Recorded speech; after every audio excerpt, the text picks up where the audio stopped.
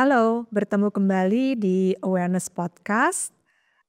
Pada edisi ke-21 ini kita kedatangan Coach Lika.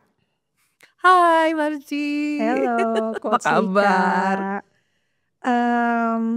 Coach Lika ini kalau boleh sedikit ngasih gambaran untuk teman-teman di Awareness Podcast, Career and Self Development Coach. Lalu juga CEO at Lively Academy. Terus sudah 20 tahun nih menjadi coach untuk karir, self confidence, grooming, dan gaya hidup.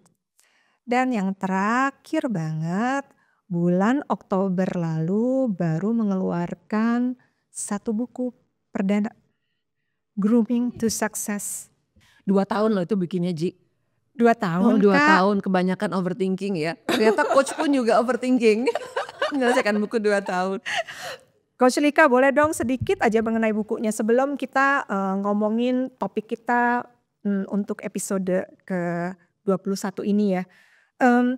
Kenapa Grooming to Success? Oke, baik Marci. Buku ini buku Grooming to Success karena saya itu 20 tahun terakhir kan memang trainer grooming ya, trainer grooming segala sesuatu berhubungan dengan penampilan, personal branding gitu ya, executive presence. Jadi Grooming to Success ini merupakan kumpulan-kumpulan dari materi-materi yang biasa saya bekali dalam pembekalan pelatihan-pelatihan. Dan juga 3 tahun terakhir saya juga seorang education content creator dan kebetulan memang topik saya itu sesuai dengan yang saya kuasai. Itu kan penting juga ya dalam bentuk karir mencoba sesuatu yang baru, sesuatu yang kita bisa. Jadi nggak usah pusing-pusing amat gitu ya belajar dari nol.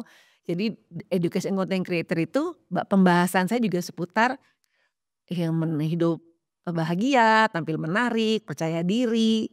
Dan saya buat itu dalam video-video konten di Instagram saya. Di follow ya Kak Marji Oke, udah follow saya follow kan? dong Coach Di @coach Lika. Lika. Harus. Nah, di situ saya bikin potongan-potongan materi-materi saya dalam bentuk konten video ya, dalam bentuk reels. Tapi seperti biasa orang tuh suka, "Kok cepet banget sih Coach Lika? Kok ini saya belum ngerti sih?" gitu. "Itunya apa? Yang ininya apa?" Sehingga banyak pertanyaan.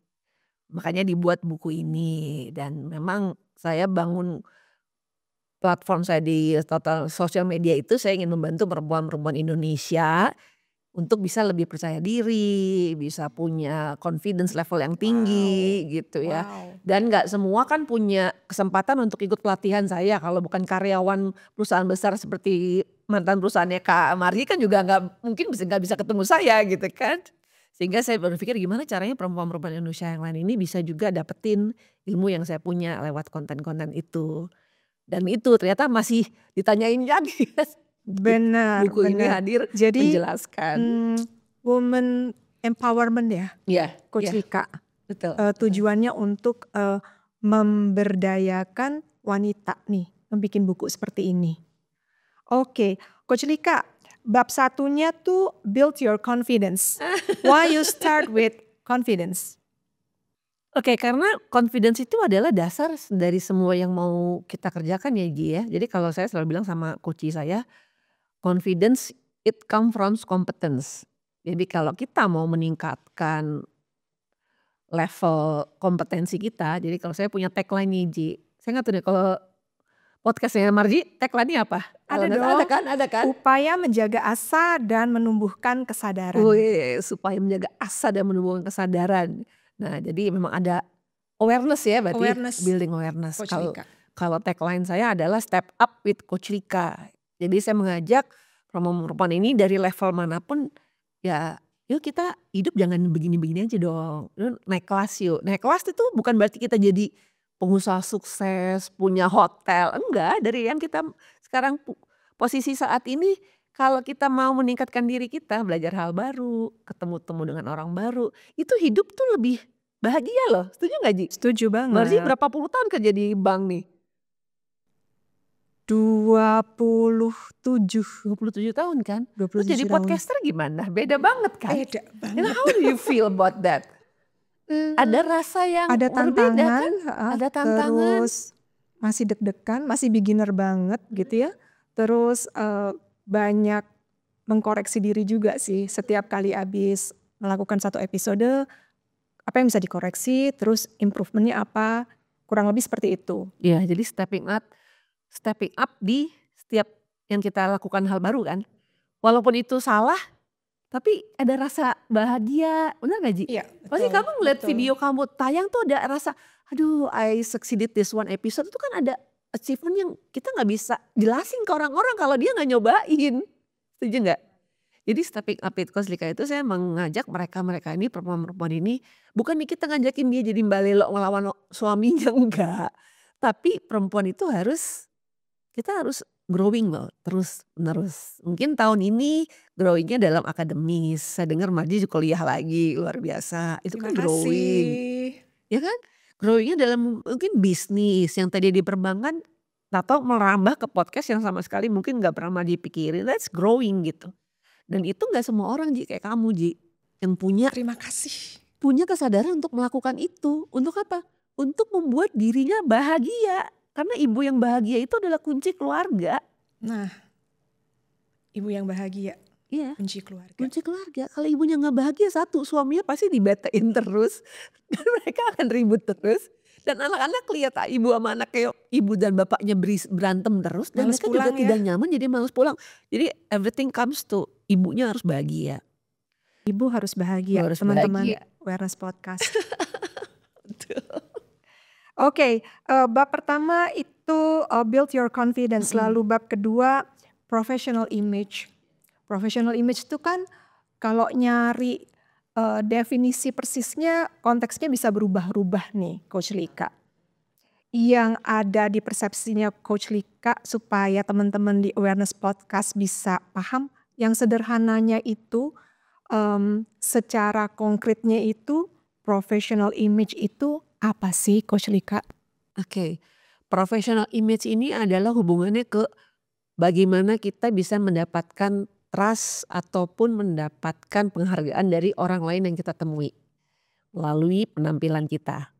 Ya, penampilan kita, karena ada teori dari seorang psikolog namanya Mehrabian ya, dia punya teori mengenai 3 V's of communication, ada visual, ada voice, ada verbs. Visual itu tampilan yang terlihat Appearance. mata, appearance. Lalu voice itu adalah cara kita berbicara. Voice adalah nada suara kita dan segala sesuatu yang berhubungan dengan suara. Dan itu dari ketiga V ini, visual tuh 55% gede Ji. Faktornya menentukan first impression orang pada saat ketemu sama kita dalam 7 detik pertama. Jadi ada penelitian lagi yang menyatakan bahwa orang yang fokus di grooming penampilannya, memperhatikan tampilan wajahnya, rambutnya, pakaiannya, cara dia bersikap, cara dia berbicara, itu ternyata bisa punya penghasilan 25-35% lebih banyak dibanding orang-orang yang dalam tanda kutip merasa cukup seadanya aja. Gak ada salahnya dengan bersikap seadanya, tapi kalau kita bisa dapetin uang cuan lebih banyak dengan sesuatu yang kita bisa kendaliin, bener gak? Kan grooming ini kita bisa kendaliin. Kendaliin dengan cara apa? Dengan cara hari ini saya mau pakai baju koordinasinya warna apa ya?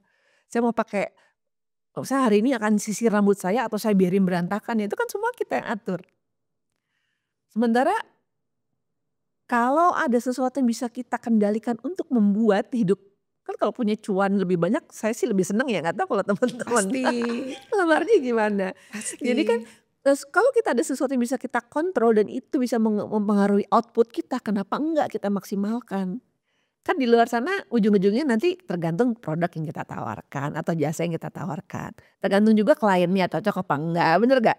Jadi banyak faktor kalau kita melakukan sesuatu tuh yang menjadikan itu berhasil atau tidak besar.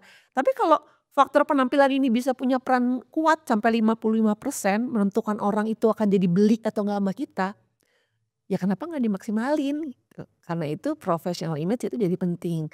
Karena kita tidak bilang orang yang bekerja di bank itu sama dengan penampilannya orang dunia art, enggak. Ya disesuaikan dengan industrinya dong gitu ya. Kalaupun kita datengin orang yang punya pabrik di Priok misalnya, akan berbeda dengan kalau dia kantornya di Asta gitu kan.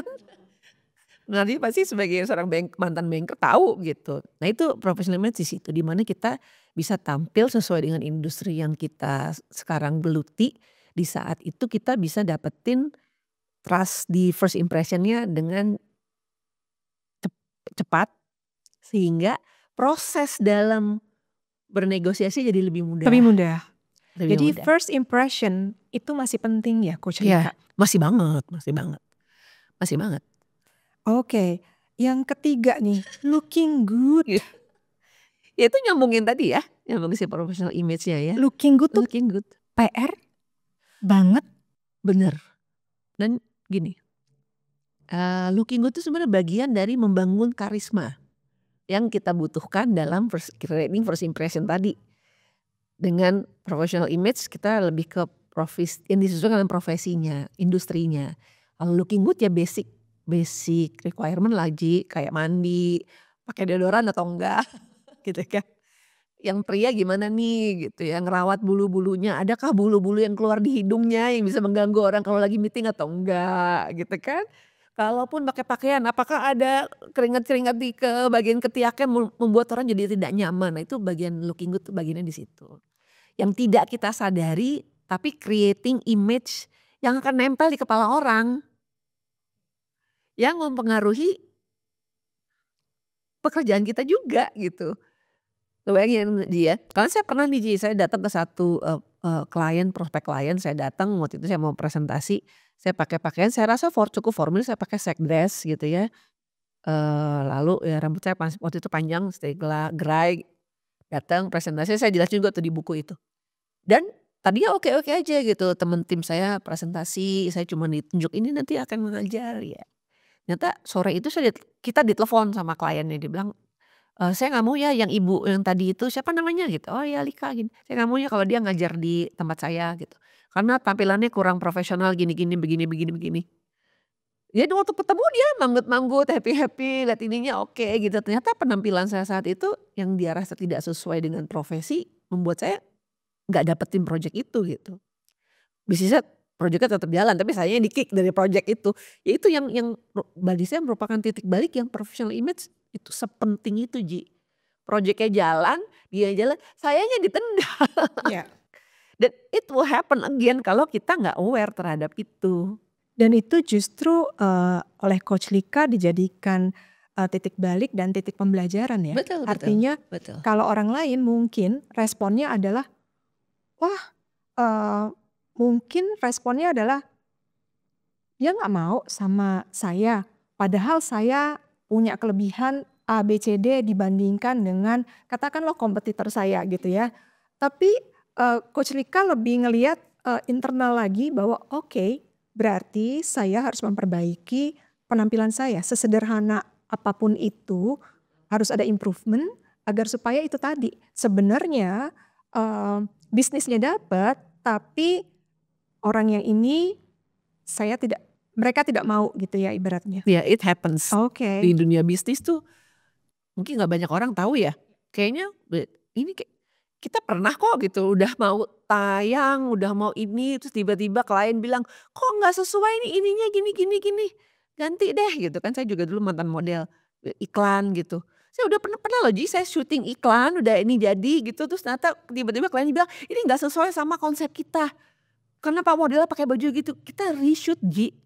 Padahal kan bukan gara-gara saya, ya itu kan bagian wardrobe ya. Ya. Tapi segitu kuatnya penampilan itu mempengaruhi image seseorang atau image sesuatu bisnis yang ya kita benar-benar harus hati-hati gitu.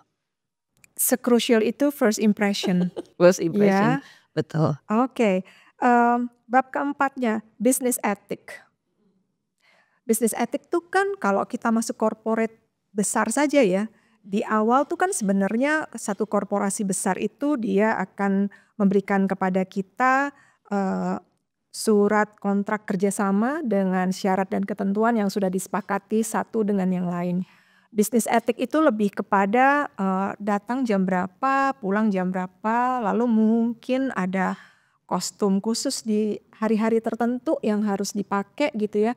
Nah, kalau business ethic harus ditulis di dalam satu buku, apa tuh Coach Lika?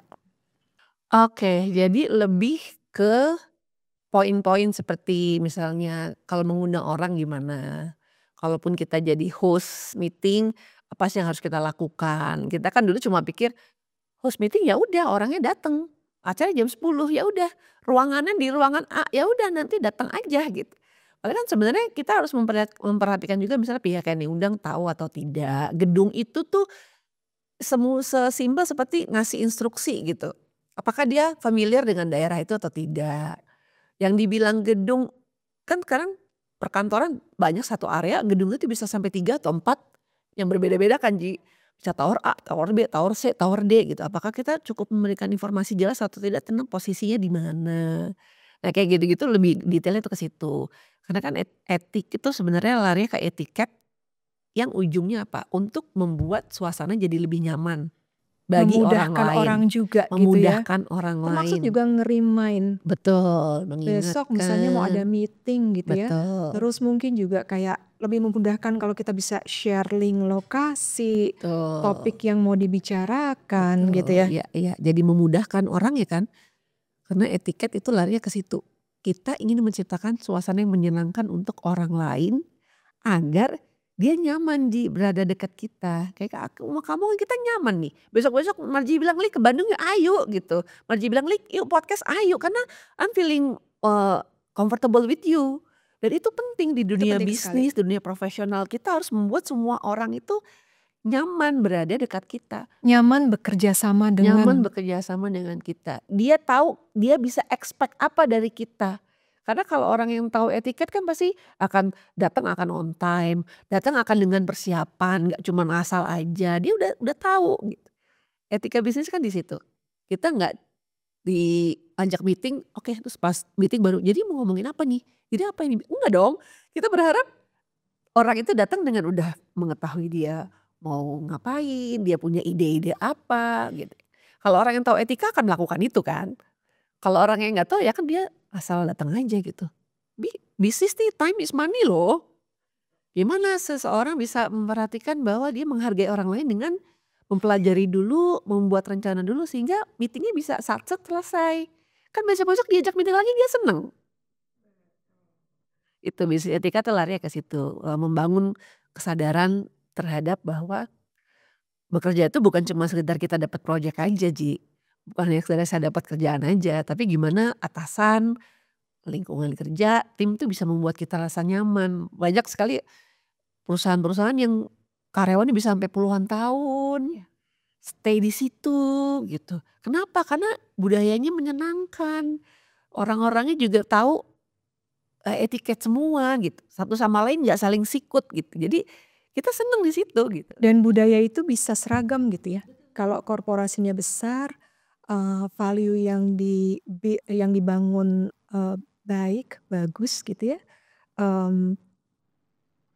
Etikanya bisa seragam tuh. Cara bicaranya bisa seragam tuh gitu. Betul, betul. Nah lucu tuh Ji, saya barusan nonton podcast ya, ada satu psikolog, dia tuh memang kebetulan dia memang pengamat gitu survei. Dia bilang kalau kita berada dekat dengan orang yang positif, kita itu dapat 20% dari energinya dia. Bahwa kita jadi ikut positif. Tapi kalau kita duduk dekat orang yang negatif, efek negatif dia tuh 30% Ji, nepaknya ke kita tuh kalau bahasa anak muda ya. Lebih banyak dong, Lebih banyak. Coach Lika, artinya. Ternyata energi negatif itu memang mempengaruhi orang lebih besar dari energi positif. Walaupun orang bilang hanging around with positive people, you will catch their positive vibe. Bener. Tapi ternyata juga kita harus menghindari orang-orang yang kayak gitu. Nah kalau dia Marji bilang kenapa satu perusahaan bisa kompak gitu, karena mereka semua positif semua gitu. Jadi kayak bola saljunya tuh makin lama makin besar. Setiap dia datang ke satu ruangan kayak gini Ji, ruangan tuh juga nyimpen energi loh. Jadi energi yang datang kalau energinya positif, ruangannya juga akan jadi positif. Makanya kita feel good kalau masuk masjid, feeling good kalau masuk gereja, bener gak? Karena energi dari orang berdoa apa tuh nempel di sini gitu. Nah sama kayak ke badan kita juga, kalau orang itu positif dia akan nempel ke kita. Jadi bener banget tuh tadi Marji bilang tuh, kenapa kalau ketemu orang ini kayaknya tadi Ya. kok jadi semua sama sih gitu. Ya, Itu tadi seragam gitu. energinya Yang bab selanjutnya, work from anywhere. Ini benar-benar harus kita pahami saat ini karena sepertinya pasca pandemi ya, atau selama pandemi akhirnya work from anywhere itu sudah menjadi budaya ya, Coach Betul, Lika. betul, betul. Ya karena seperti saya bilang tadi, buku ini 2 tahun memang dibuat waktu masa pandemi, Oke, sampai punya pandemi banyak selesai. waktu. Banyak waktu. Karena kan Betul. ngeliatin di narasi pada saat Coach Lika launching buku, ini 2 tahun. Iya, Udah betul. pengen nulisnya cukup lama, tetap ke-pending lagi. Pas diseriusin sebenarnya jadinya kurang dari 2 bulan. Iya, Bener gak sih? 2 sampai Pas 3 bulan. Iya. diseriusin Semua itu sekian getting kurang 2 masuknya bulan itu selesai. bisa selesai. Iya, kembali jadi kita semua tuh punya hidden potential yang kita harus buka gitu, klik gitu, buka klik. Waktu itu yang bikin kita, ini alah saya masih sibuk nih, masih ini nih gitu. Sampai saya waktu itu kebetulan lagi ngambil satu level sertifikasi di coaching, kita ada namanya deep transformational coaching certification. Jadi ini yang deep transformational coaching, jadi udah diunggah-unggah itu sampai dalam gitu ya. Dan kita melakukan namanya peer coaching. Jadi saya selalu sama ini selalu melakukan sesi coaching untuk berlatih. Nah dari situ ya kan ketemunya pembekalan tuh berapa bulan gitu ya. Kita di coaching lagi. Topiknya apa ya? Ya topik tentang buku. Tentang buku. Dari situ saya menemukan bahwa saya menyelesaikan buku ini tuh awalnya saya berpikir kalau buku ini jadi saya jadi hebat dong Ji. Wih Lika udah bisa bikin buku hebat. Bayangan saya gitu. Orang-orang wah akan bangga sama saya. Ternyata itu bukannya motivasi yang cukup besar untuk buat saya menyelesaikan buku ini. Saya entok juga gitu kan, mulai takut kan, kalau saya nulisnya nggak bagus gimana nih, kan saya mau kelihatan hebat nih. Kalau saya menuliskan ini orang bilang, "Ih itu salah teorinya, waduh saya di-sue sama orang nih gimana nih," gitu. Jadi overthinking-nya jadi banyak. Tapi melalui peer coaching itu saya menemukan bahwa saya sebenarnya mau menyelesaikan buku ini untuk apa sih? Yang awal aku bilang ke Marji tadi, saya ingin membantu perempuan Indonesia untuk belajar. Bahwa mereka tuh butuh gitu kayak Marji bilang, bagus nih jadi bisa belajar, anak-anak juga bisa belajar. Waktu saya menemukan itu bahwa buku ini selesai sebenarnya bukan buat saya kelihatan hebat. Tapi saya harus menyelesaikan buku ini untuk bantu mereka yang nggak tahu jadi tahu. Di situ baru 2 bulan, 3 bulan selesai Ji.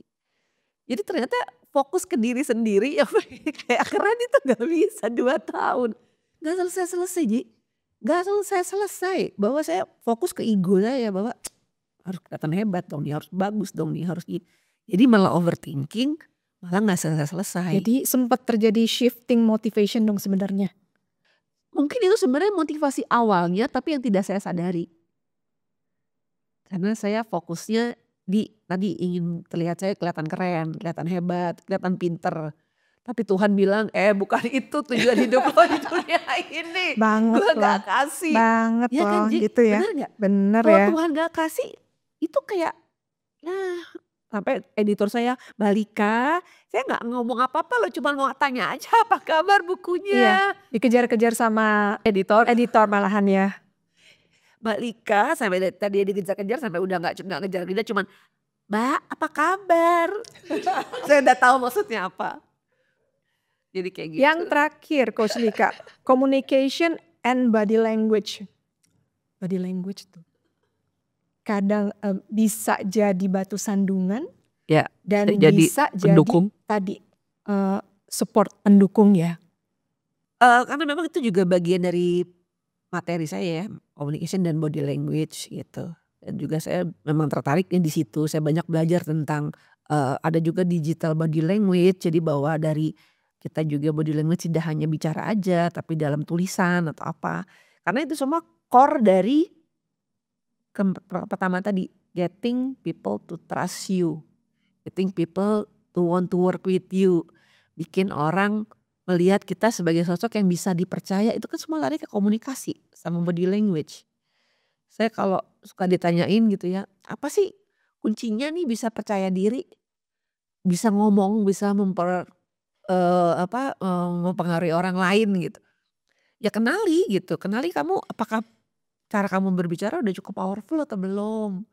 kenali juga gestur-gestur orang tuh kalau orang udah gak nyaman sama kamu, Iya. kamu harus Iya. belajar. Iya. Jangan kamu nyerocos saja orang Iya. udah gusrah-gusrah kamu tetap ngoceh, sementara dia udah merasa tidak nyaman. Itu kan body language yang harus Kita dipelajari. harus cukup peka juga Cukup untuk peka. terima sinyal itu gitu. Betul, memahami bahwa itu adalah signal mereka udah gak nyaman sama kita. Kayak yang lagi viral-viral itu ya Ji, yang istrinya Marji belum lihat ya, ada lah gitu ya yang ustadz-ustadz lagi viral itu. Kelihatan gestur orang yang diajak bicara itu sudah tidak nyaman. Mukanya udah cemberut gitu, udah menunduk. Kan kalau kita peka kita bisa bilang, oh ternyata yang saya bercandain tadi salah ya.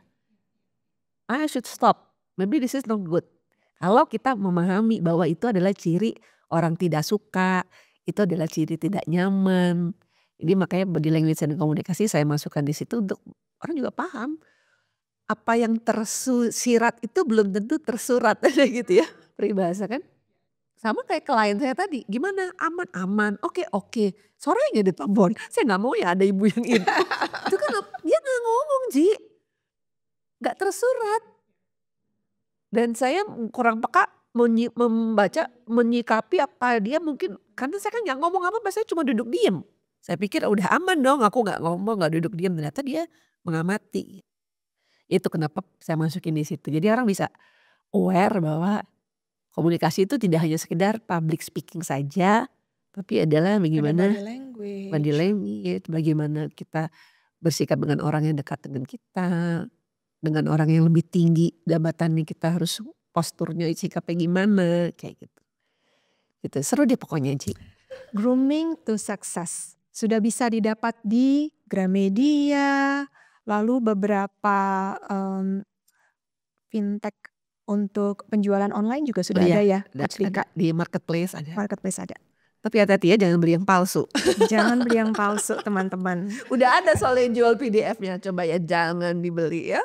Oke, lalu kita selanjutnya Coach Lika di episode ke-21 ini yang kita mau highlight sebenarnya adalah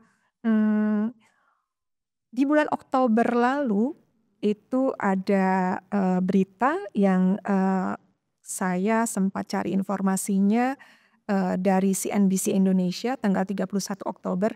Banyak karyawan Gen Z kena PHK. Apa yang sebenarnya terjadi gitu ya. Lalu ada juga salah satu informasi dari kumparan.com sama 31 Oktober 2024. Gen Z yang di PHK.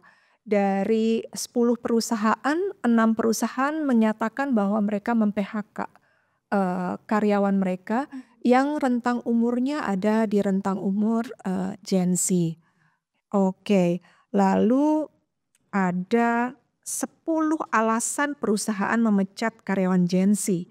Itu nomor 1 kurangnya motivasi atau inisiatif, kurangnya profesionalisme, keterampilan berorganisasi yang buruk, keterampilan komunikasi yang buruk, kelima kesulitan menerima feedback, keenam kurangnya pengalaman kerja yang relevan, ketujuh keterampilan pemecahan masalah yang buruk. Kedelapan, keterampilan teknis yang tidak memadai. Lalu kesembilan, ketidakcocokan budaya. Dan yang terakhir, kesulitan bekerja dalam tim.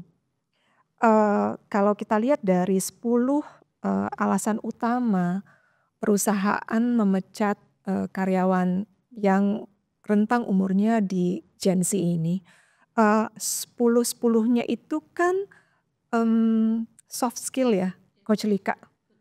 Ternyata si soft skill ini punya kontribusi cukup besar pada satu perusahaan hingga mereka berani untuk memutuskan memecat. Karena memecat satu karyawan itu kan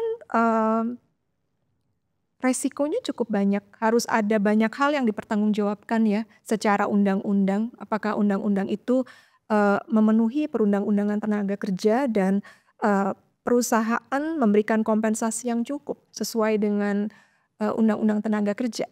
Tapi 6 dari 10 perusahaan benar-benar menyatakan bahwa mereka berani untuk melakukan pemecatan pada Gen Z ini. Dari 10 tadi kita coba ngambil 3 besar deh Coach Lika, karena 3 besar itu mengambil lebih dari 50% alasan-alasan itu tadi. Yang pertama, kurangnya motivasi. Kalau Coach Lika selama ini sudah malang melintang di dunia pengembangan diri manusia gitu ya, self development, grooming gitu. Kurangnya motivasi dan inisiatif. Mungkin pada saat karyawan penandatangani kontrak kerja pada satu perusahaan, poin-poin ini tidak tercantum hitam di atas putih. Kalau tidak punya motivasi, konsekuensinya apa?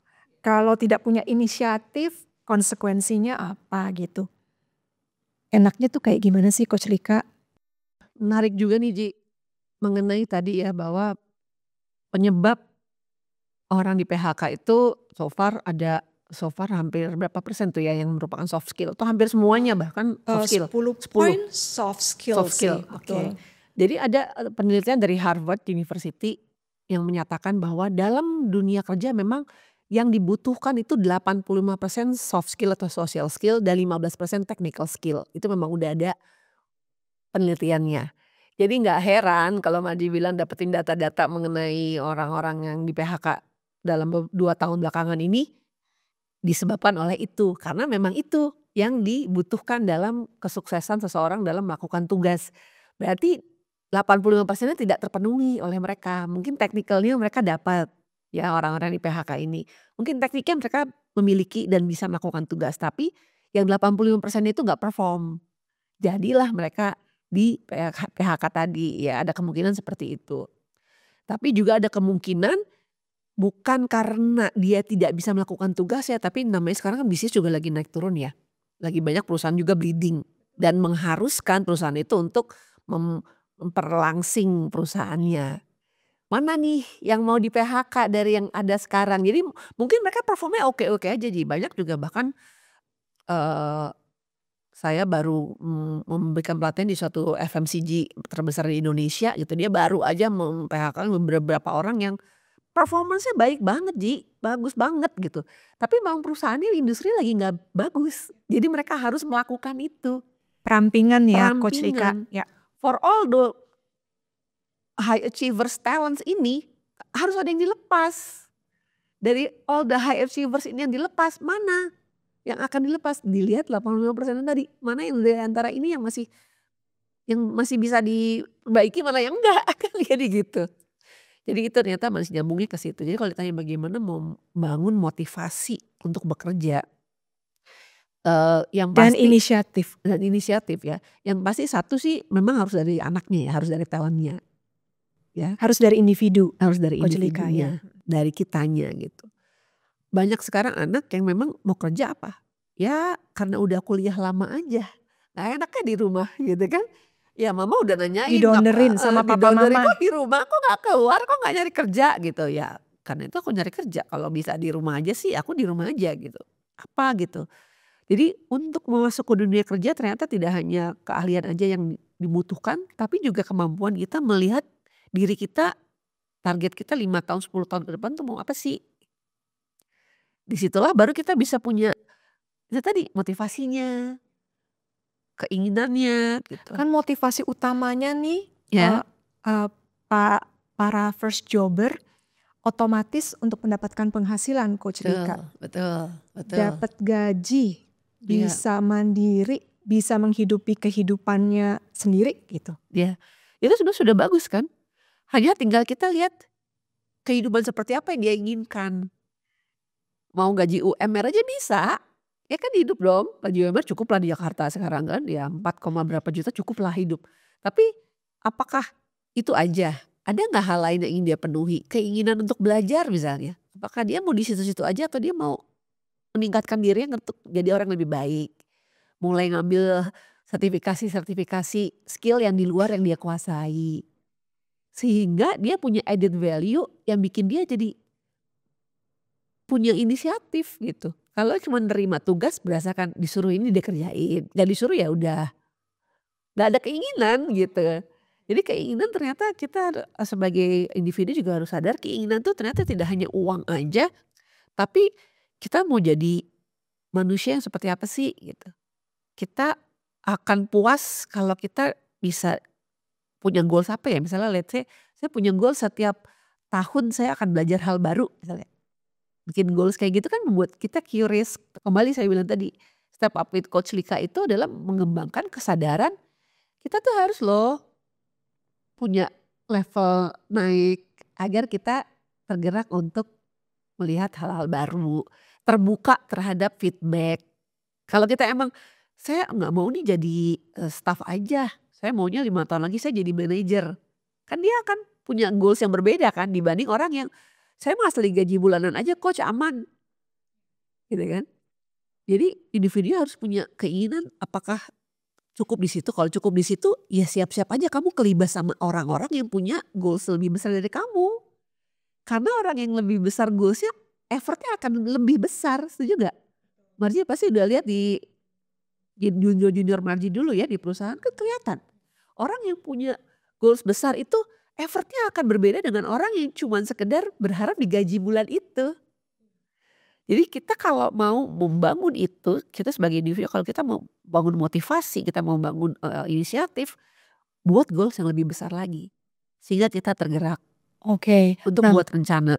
Coach Lika, kalau itu kan tadi artinya si motivasi itu sendiri yang akan driven Ya, performance kerja kita betul. supaya itu tadi ya artinya kita pengen ada level up gitu. Kita pengen ada kenaikan, mungkin kenaikan pangkat di kantor gitu ya, promosi yang di kantor.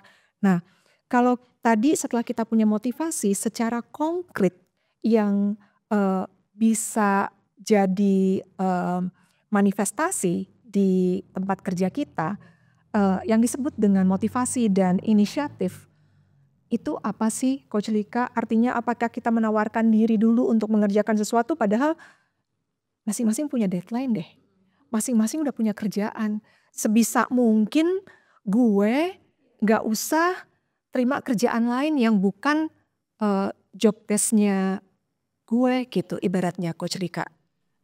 Kalau saya rasa mulai dengan mempertajam growth mindset kita. Growth mindset itu adalah pemikiran untuk berkembang. Jadi kita punya kesadaran itu. Apa itu growth mindset? Adalah satu, yang namanya orang baru mulai itu kalau salah itu wajar. Jadi nggak apa-apa. Yang kedua, kalau saya dikasih tantangan untuk melakukan sesuatu yang bukan keahlian saya, itu malah bagus. Kalau saya belum bisa berarti saya akan mempelajari caranya gitu. Atau growth mindset itu adalah sesuatu yang saya pelajari ini gak akan sia-sia, suatu saat akan berguna gitu. Jadi lucunya nih ya Marji ya, saya ini jadi public speaker, jadi MC. Zaman-zaman dulu waktu awal-awal menikah saya itu aktif di yang namanya MLM. Oke. Saya diajarin Multi sama level multi marketing. level marketing. Saya diajarin presentasi, saya diajarin kalau bilang produknya ada beauty staffnya, saya diajarin bikin beauty class, saya diajarin untuk mengenali jenis-jenis kulit, saya diajari untuk membangun impian orang dan itu semua kepake di sini Ji. Pada saat itu gini, aduh ngapain sih saya ikutan MLM kayak gak ada kerjaan aja. Tapi ya udah saya cobain aja. Ternyata itu kepakainya sekarang di dunia yang sama sekali berbeda. Tapi ya udah deh coba saya pengen tahu. Sukses nggak saya di MLM? Enggak juga sih Ji. 1 tahun pertama nguk. Tapi saya belajar banyak gitu. Itu namanya growth mindset. Mempelajari sesuatu yang kita sebenarnya belum tahu perlunya kapan. Kalau mungkin kalau orang gini, saya mau jadi beautician. Jadi saya belajar makeup deh biar saya jadi beautician yang handal. Ya udah jelas tuh. Tapi pada saat kita punya keinginan, kebetulan anak saya itu backgroundnya SMA-nya sosial. Kuliahnya marketing communication. Dia punya hobi sebenarnya desain gambar. Tadinya maunya masuk ke desain grafis. Tapi setelah satu saat pernah dia ditugaskan jadi bagian desain grafis di kampus di sekolah di SMA-nya, dia bilang gila ternyata deadline-nya aku nggak kuat, dia bilang ya udah dia masuk ke markom, akhirnya dia masuk di advertising. Dia di advertising itu dia jadi account eksekutif, belajar membuat desain, Ternyata ilmu dia mengenai kepekaan dia terhadap desain itu membantu dia dalam melaksanakan tugas sebagai markom, sebagai account eksekutif. Bukan dia yang gambar, tapi karena dia punya taste, dia punya pemahaman tentang kombinasi warna, huruf mana yang memberikan kesan powerful, mana yang memberikan kesan cheerful, childish, itu dia sudah tahu. Jadi membantu tugasnya dia. Padahal sama sekali berbeda kan. Nah itu yang namanya punya growth mindset, bangun growth mindset. Bahwa kita belajar apapun tuh gak ada ruginya gitu loh. Gak pernah ada ilmu yang gak akan gak kepake. Itu Nggak dulu. pernah ada ilmu yang nggak akan kepake. Coach Betul, Rika. bener. Ilmu apapun pasti akan terpakai. Jadi belajarin aja gitu. Saya punya klien, dia orang IT di suatu airline terbesar di Indonesia.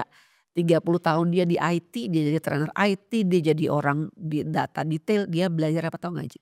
Yoga sama meditation. Dia belajar namanya singing bowl, dia belajar namanya hipnoterapis. Setelah dia pensiun, dia jadi hypno singing bowl terapis. Ya gak ada hubungannya sama kerjaannya dia. Dan dia bisa hidup nyaman sekarang gitu dengan dia jadi seorang hypno singing bowl terapis. Awalnya dari apa? Dari iseng, lucu ya kayaknya yoga, lucu ya kayaknya. Dan keluar dari zona nyaman ya. Beda Coach banget Rika. kan, bener. Dan dia merasa hidupnya dia tuh lebih bahagia sekarang dibanding 30 tahun di Di perusahaan dunia besar seperti aviasi itu. sebenarnya ya. Iya. Yang kemana-mana gratis setahun itu dia mau kemana dia dapat tiket gratis boleh. Keluarga juga 50%. Gak ada yang gak bisa dia pergi gitu ya. Tapi dia bilang I'm more happier right now dibanding gue 30 tahun dapat gaji puluhan juta tiap bulan, gue bisa kemana-mana keluar seluruh dunia dibanding gue sekarang making people feel at ease, membantu orang menemukan kebahagiaan, ketenangan diri. Ternyata itu callingnya dia gitu. Yang dia tadinya gak nyangka itu merupakan hal yang akan dia jadikan profesi. Jadi itu growth mindset tadi situ. Nah orang-orang tuh mesti paham itu gitu. Sehingga kalau dikasih tugas ini bukannya saya kan gak tahu ya. Kok saya sih yang disuruh? Kenapa Bukan gak job desk dia? saya ya. Ini gitu. bukan job desk saya nih. Justru kalau dia punya growth mindset dia kan gini. Kok saya yang dipilih ya, what an honor. Berarti orang ini melihat sesuatu yang saya gak lihat, yang dia yakin saya bisa gitu. Nah itu harus punya tuh kayak gitu tuh anak-anak Gen Z sekarang. Bahwa kalau dia dikasih tugas yang dia gak tahu, dia harusnya bangga. Berarti dia lihat, orang itu melihat potensi kamu. Ya, artinya diberikan kepercayaan ya, Coach Rika. Gitu. Dan kamu mesti, wah Pak, kok saya Pak, makasih loh Pak, Bapak ajarin ya. Orang dengan senang hati akan mengajari kita gitu. Tapi kalau kita yang, apa sih ini udah jam segini juga mesti pulang, hari Minggu juga ditanya-tanyain. Ya senior kamu juga ngajarin, kamu juga males kan. Tapi kalau kita punya growth mindset itu, terima, wah sesuatu dilihat, gak usah dilihat susahnya dulu gitu. Jadi akan jadi lebih mudah dalam melakukan sesuatu dan itu jadi kuncinya. Dan dari situ karena sebenarnya gini, dalam kita mencoba hal baru ada yang namanya hormon oksitosin atau hormon bahagia yang akan hadir. Dalam kita mencoba satu hal yang baru akan ada hormon oksitosin. Ya, hormon bahagia. Dari hasil kalau kita doing something, menyelesaikan sesuatu. Jadi kayak makanya orang seneng puzzle. Kenapa sih orang seneng puzzle? Karena waktu udah selesai, yes seneng. Bener gak? Kenapa sih orang seneng game tuh ya mau Mobile Legend kayak mau apa zaman kita dulu kan Tetris. Kenapa sih seneng? Karena waktu selesai level 1 yes kita achieving something. Ada tuh oksitosinnya cus bursting di sini di kepala kita nih cus. Membuat kita apa? Mau coba lagi. Level 2 wah coba lagi. Nah itu terapkan itu di dunia kerja. Saat kita bisa menyelesaikan satu tugas selesai. Yes Pak apalagi Pak. Ayo Pak saya juga jadi pengen tahu nih. Itu terus tinggal kita kerja tuh happy gitu loh. Dan bagaimana membuat kerja kita happy? Kita harus mencintai apa yang kita lakukan. Bukan yang melakukan apa yang kita cintai. Karena melakukan yang kita cintai itu belum tentu kita dapetin. Pekerjaan kita saat ini mungkin bukan pekerjaan yang kita bayangkan dulu waktu kita kecil. Tapi saya mau kerjanya bahagia. Kata Mbak Lika bahagia adalah kunci dari keluarga. Tadi ibu bahagia adalah kunci. Tapi saya gak bahagia dengan pekerjaan saya gimana? Ya bahagialah dengan apa yang kamu kerjakan. Kan dibalik aja kalimatnya. Jadi sesuatu yang kita kerjain itu kita lakukan dengan senang. Dengan hati, dengan ini. Karena itu kalau kamu menyelesaikan. hormon oksitosin yang bikin kamu bahagia itu kan hadir itu. Kayaknya kayak mereka tuh kayak pecah-pecah gitu loh Ji. Semakin banyak pecah makin kita apalagi nih. Makanya orang yang 5K, 10K tiba-tiba tahu loh udah lari maraton aja dia. Karena itu tadi ada rasa pencapaiannya dia, wah burstingnya tuh dapet, dia pengen dapetin lagi, dia lari lagi makin lama makin jauh. Itu yang terjadi. Jadi itu yang harus disadari. Dengan demikian yang namanya motivasi, yang namanya keinginan untuk melakukan sesuatu hal berbeda, itu akan hadir dengan sendirinya. Dan kembali fokus ke diri sendiri, jangan kebawa sama orang. Orang bikin, ih lu kok mau aja sih? Itu kan bukan kerjaan lu. Terus kita tadi happy jadi iya ya bukan kerjaan saya ya kenapa saya mau ya. Jangan sampai kepengaruh juga gitu ya. Kalau dia melihat itu sebagai sisi memberatkan ya udah tapi kitanya harus yakin gitu. Ini pasti akan berguna suatu saat. Dari situ akan jadi itu tadi mencintai apa yang kita lakukan dan kita juga jadi punya hal-hal baru yang kita achieve. Bekerja juga jadi lebih nyaman gitu kan. Dan orang yang bahagia itu akan menarik orang-orang bahagia lainnya, percaya deh. Itu tadi ya, memberikan energi Memberikan energi. pada orang di sekitarnya Ya, sampai dengan 20%. ya. Orang Tularan positif energinya. akan ketularan energi sampai 20%. Kalau dia negatif bahkan lebih besar lagi. Jadi intinya orang lebih suka mana sih bergaul dengan orang yang sedih, marah, terus bawaannya bete atau orang yang happy? Kalau Manci pilih yang mana? Yang happy dong, Yang happy Coach dong. Lika. Yalah hidup itu udah penuh dengan Udah tantangan. banyak masalah, Masalah pulang juga banyak macet. drama. Ya kan? Ya itulah yang harus mereka sadari. Kalau di situ udah ada sih lancar sih. Akan hadir rasa itu. Oke, Coach Lika, kita terpaksa harus mengakhiri episode ini dulu. Kita akan coba kulik lebih lanjut lagi di episode selanjutnya ya, Coach. Ternyata kita ngomongnya banyak ya Ji ya. Udah lebih loh Coach, udah lewat waktunya baru 1 pertanyaan nih. Oke teman-teman di Awareness Podcast, terima kasih. Sampai jumpa.